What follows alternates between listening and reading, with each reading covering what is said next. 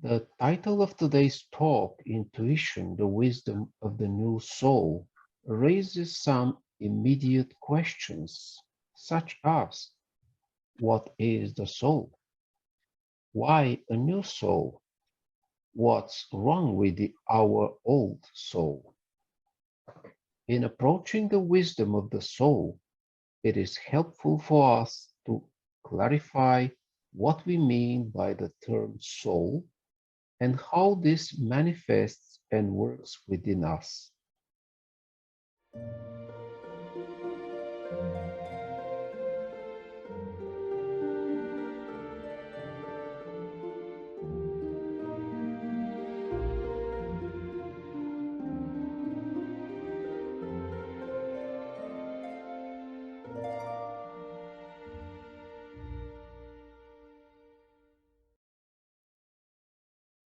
We will approach this from the point of view of energy, the energy field that we are, and the energy fields in which we live, the ones we are aware of and ones we are not be aware of.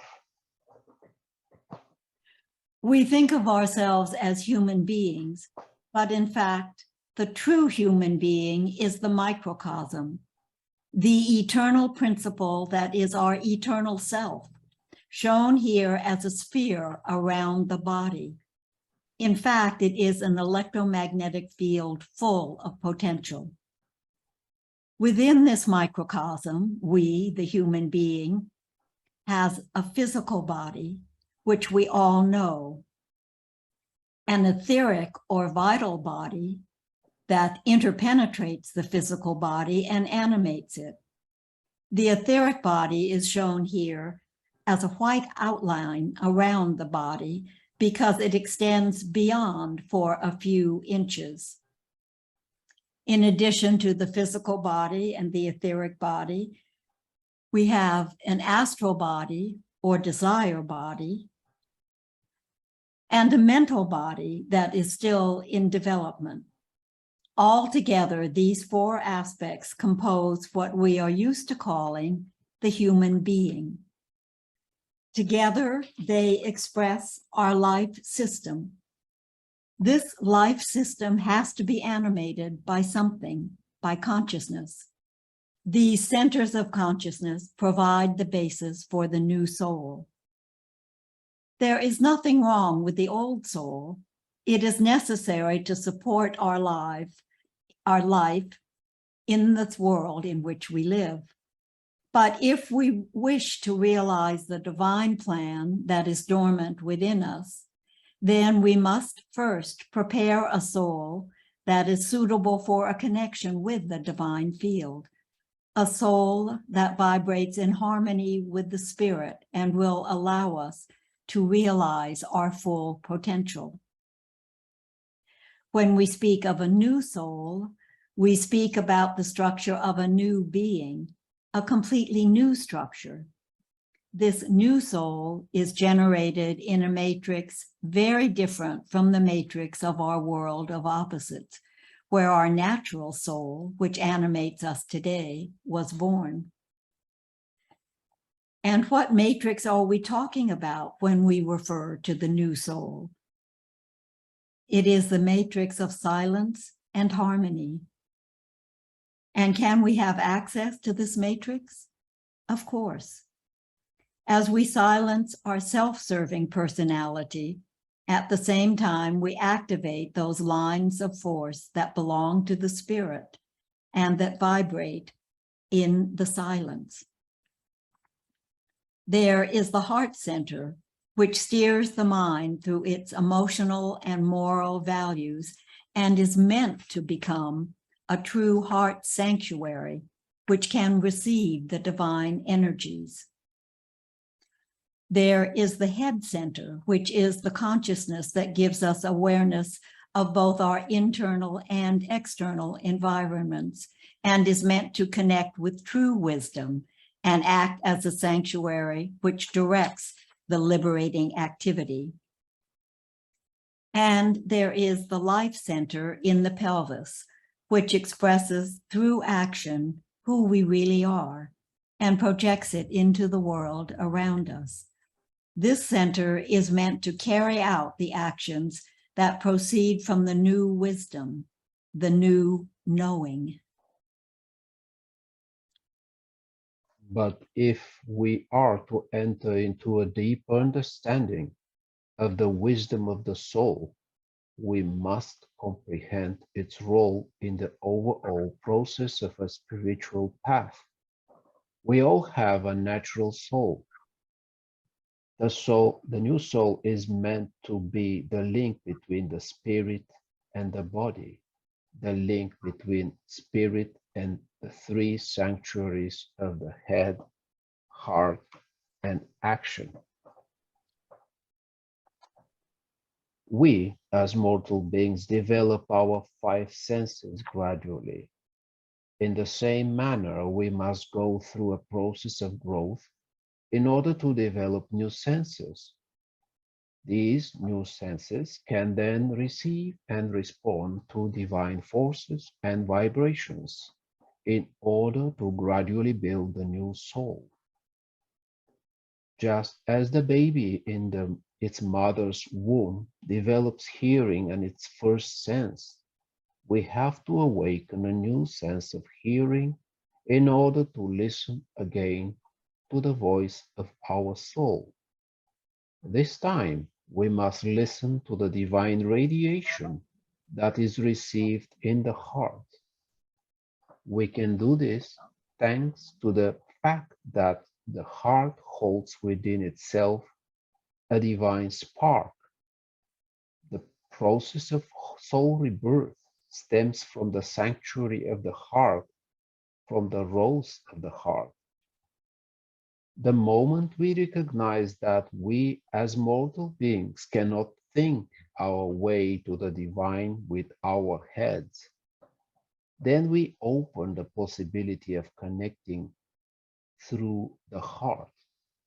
Then instead of being fed from the senses of our physical bodies, we have the possibility of silencing the mental and emotional noise and opening ourselves to the connection with our heart sanctuary, with the rose.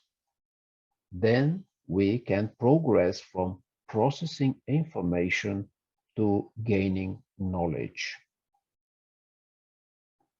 How does the wisdom of the new soul show itself to us or communicate with us? In a Gnostic spiritual school, we call this new sense intuition.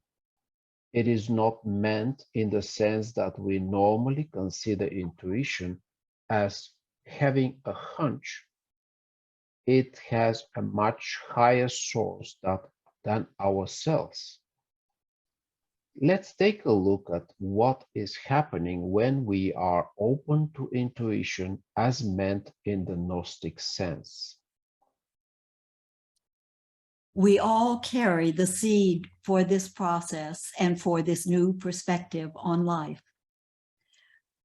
It is the rose of the heart. There are three transformations that need to occur to break free from the egocentric consciousness. The circulation of light starts within us, from the rose of the heart, the connection with the light in our microcosm. The light penetrates to the head sanctuary, the beginning of a completely new consciousness.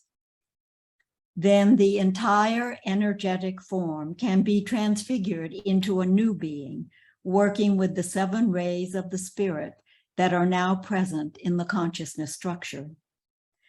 The thoughts that flow from the divine radiations are not of this world. These messages, these ideas, are what we can call intuition. However, this flow of thoughts is not constant. It is rather like the small drips from a faucet. In order to receive a constant flow of insight, we need to be open to the direct source of divine energy and insight. We have to make an effort to maintain this connection, which we can view as a rose that gradually opens up its petals and transmits its fragrance. Intuition begins where the intellect reaches its limits. The intellect develops based on what is known by the physical senses, on what is tangible. It is based in the world of shadows and feeds on the five external senses. It wants to first verify and then apply. In intuition, we penetrate into a truth without evidence, but with the certainty that it is so true. Intuition arises from what we call the daily walking with God. It rests on the inner link with the Spirit. It does not just arise like magic when we want it to do so. No, it must be sought. It must be practiced. It must become our companion through our daily attention, through our daily striving for a new soul. It does not arise from blind faith, but from a faith nourished by an inner certainty. It no longer relies on the senses of the body, but relies on the realized connection between the rose of the heart and the divine source. In order to be able to receive this intuition, we must be able to listen. We must be able to quiet our active minds that are always seeking for the answer, for the right way, for the advantage. We must be able to listen to others around us, to situations around us, to things that will direct us to a deep understanding of ourselves and the world beyond us. We must be able to receive the wisdom that exists outside of ourselves, but can be connected to us through the rose of the heart. We end with a fragment from the Egyptian Archgnosis, Volume 4, by Jan van Rijkenborg. So, it is a very concrete problem for you. From what matrix, from what seed the true man is born? And Hermes replies, from the Sophia that thinks in the silence.